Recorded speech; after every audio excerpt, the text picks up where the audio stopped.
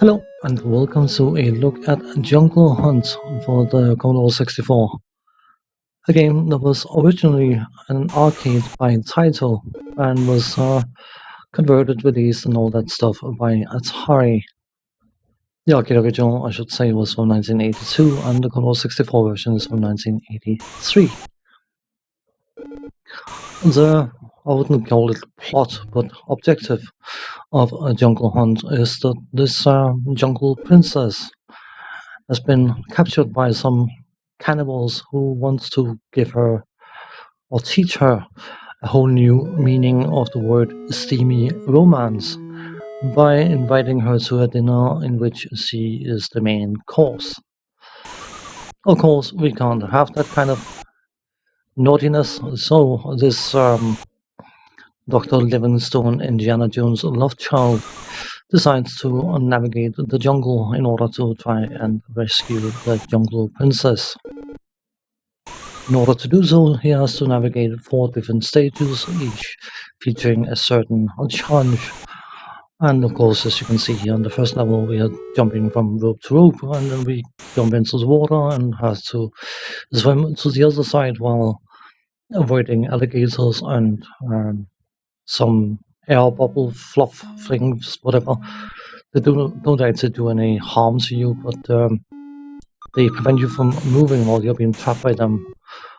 Meaning, of course, if you had something else coming your way, then it would likely be an issue, but I have played this level on all 3 difficulties and didn't find that it was actually an issue at any point.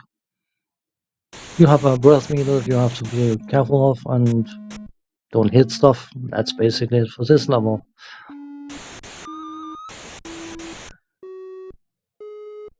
Just waiting for our hero to reach the other shore.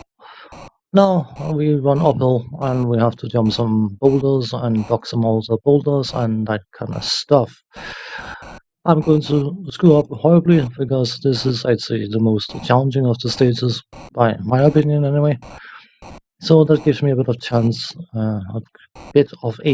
to talk a bit about this game.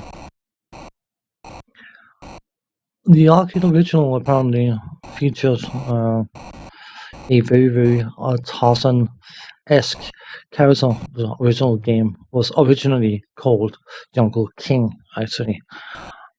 And the title made that little completely relevant blunder of actually forgetting to ask for permission to use a Tarzan-like character in their game.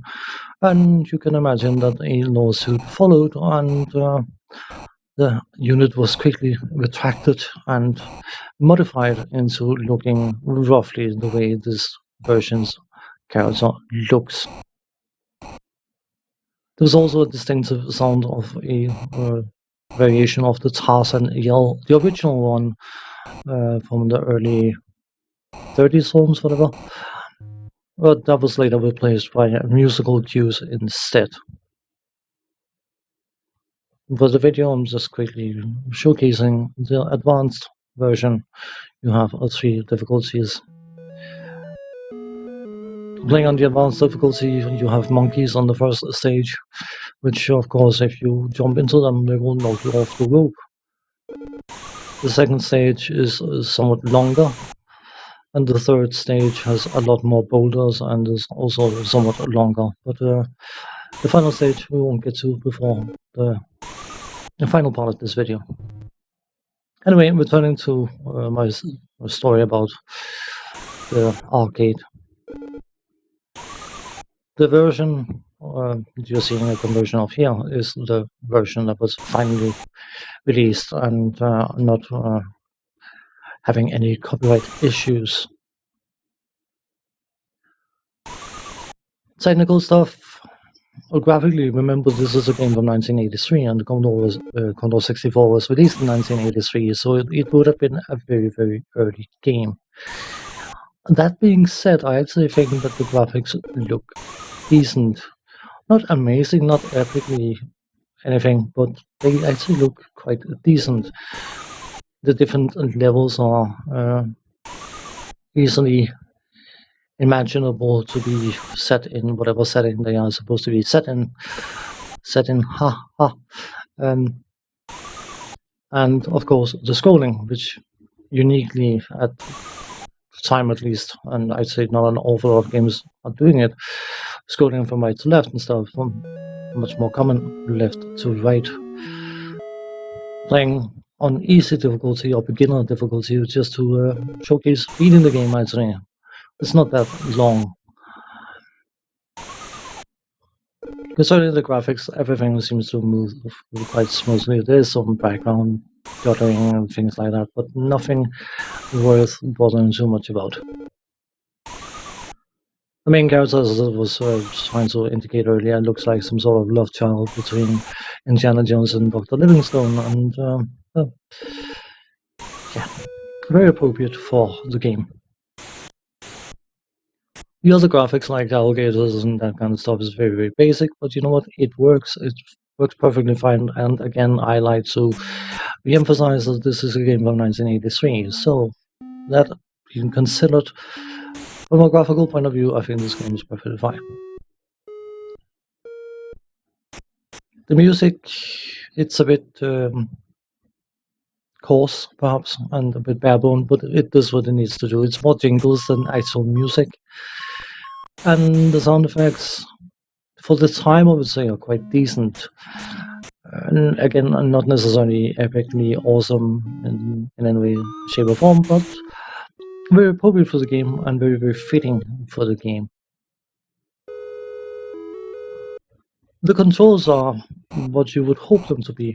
They are very, very responsive. You don't have an awful lot to do.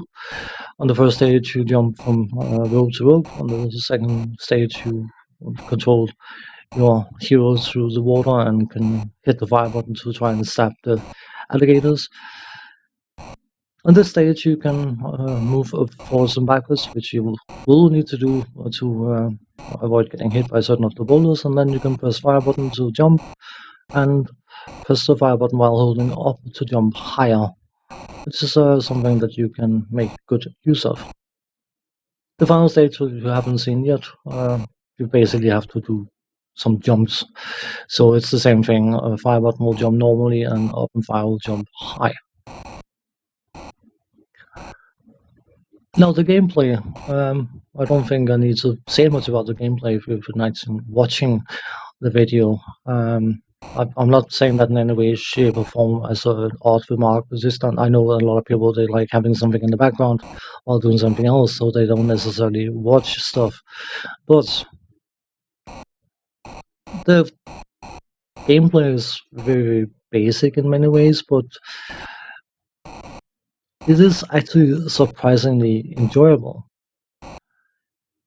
Once you learn the ins and outs of this game, you can beat it relatively easily and relatively quickly, but that aside, I have always found this to be a funky little game. Finally, the final stage of these cannibals, they don't like to try to do anything, they just wiggle their spears up and down, and you are supposed to jump over them when the spears are low, and then you jump over the other guy and don't land in the cooking pot. That's not recommended. Then you jump up and grab the jungle princess, and everyone's happy and congratulatory messages and all that good stuff, and then the game restarts on a higher difficulty. It's basic, it's simple, but it has, what's the word for it? A sense of joy that only games of this type will give you. You don't have to overthink things, you don't have to do much except for just respond to what's happening on the screen and hopefully get your timing right. And sometimes that is more than enough for an enjoyable little game, and Jungle Hunt definitely belongs to the category of being enjoyable little game. So on that note, thanks for watching, take care, and catch you next time. Bye bye for now.